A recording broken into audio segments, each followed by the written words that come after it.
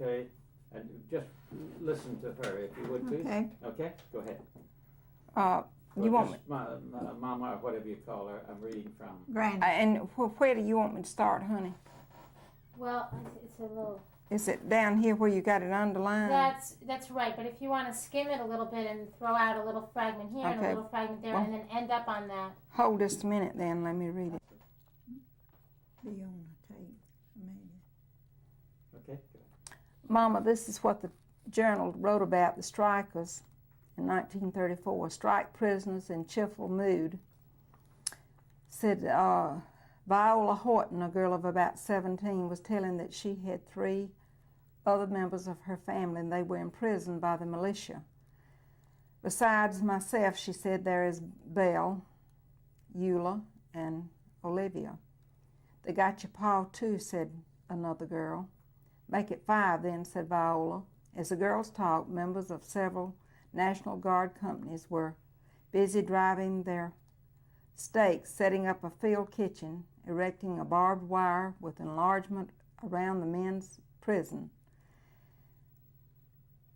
The men did not appear unhappy, and some of them joked with the guardsmen and newspapermen. A man said he was J.T. Justice, a Grantville carpenter. He was arrested by mistake, along with 2 or 3 other fellows who weren't doing any picketing. The folks will be provided for comfortably, and the women in a tent outside the barbed wire entrance, and the men outside the guard gate. Of course, the prisoners will be guarded closely. We're going to give them regular meals and try to make them comfortable. One of the men is in custody said he was H.L. Welch, president of the textile sales at Hogansville. He said he was arrested carrying arms, but had a permit to do so. The girls referred to him as our leader. Some of the women prisoners said that they had children at home, but they believed that they were being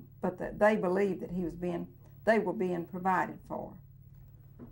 The prisoners were given a regular supper at 8 o'clock Monday night. Adjutant General Lindley F. Camp said, and they will be fed by regular fare. Said strike prisoners in a cheerful mood. Mm-hmm. Well, I've learned more about that strike since, just seeing that movie than I ever heard at Hogansville. Really.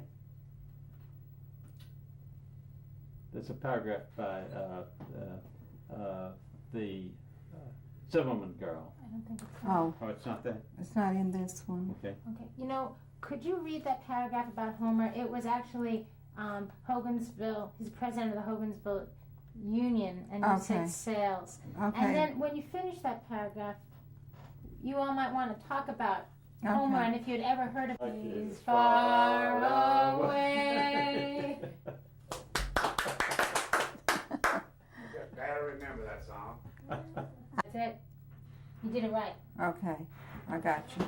Well, where do you want me to start reading?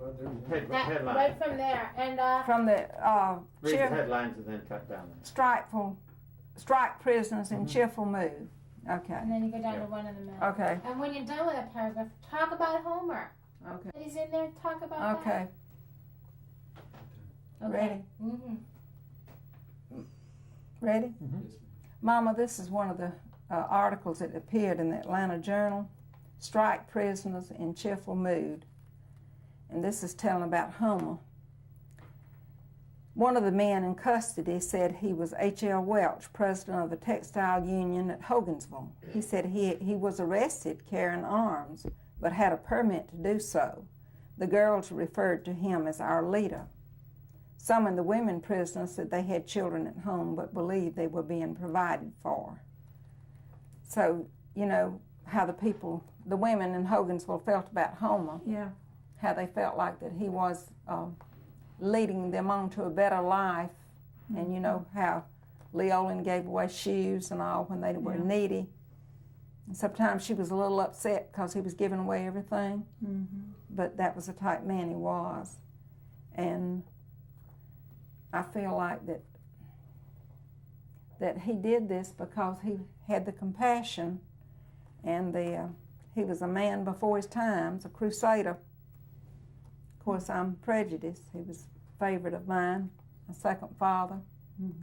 But this is the type man he was. And if he was carrying arms, he did have a permit to do so. And he was their leader. He was the leader of that particular time, 1934.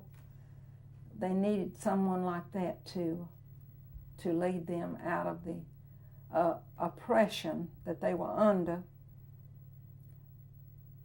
with their little wages and long hours. They needed someone to give them a reason to go on. Don't you think? Yeah, I think so. Okay, one more thing. The paragraph about Adam A. Well, so what if we were to tell you that He just vanished and didn't. They didn't didn't- come back on visit for a long, long They did time. make him leave town, but I never knew why. Being just a 9-year-old child, I never knew why they left. Mm-hmm. I really didn't. I didn't know why they left.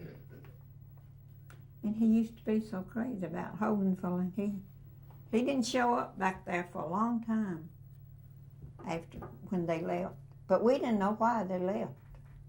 And you must remember that a lot of people weren't ready to strike in those days. This was an early thing that, you know, just like the woman's vote, they didn't get that for a long time. It's the Crusaders and the pioneers of that era that got things going, and it's not till later that they're recognized, for the way I feel, you know. a lot of people don't know about this man at all That's right. because this has been kept a complete secret because they're ashamed of it. Mm-hmm. So Homer Welch, nobody knows what he did. Mm-hmm. Talk about that. How do you feel about that?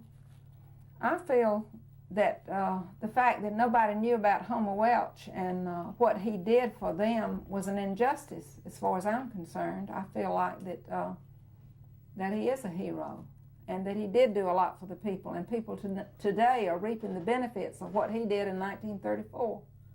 I really feel that way. It took a real special person to do what he did. Not everybody had the gumption, if you will, to do it.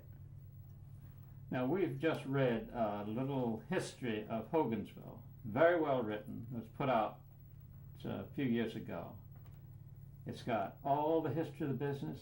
It's got all the history, even of the civil rights movement. Right. And very clear about blacks and so forth and so on. Mm-hmm. There's nothing about labor at all. I wouldn't doubt it. Mm-hmm. Why do you think that's true?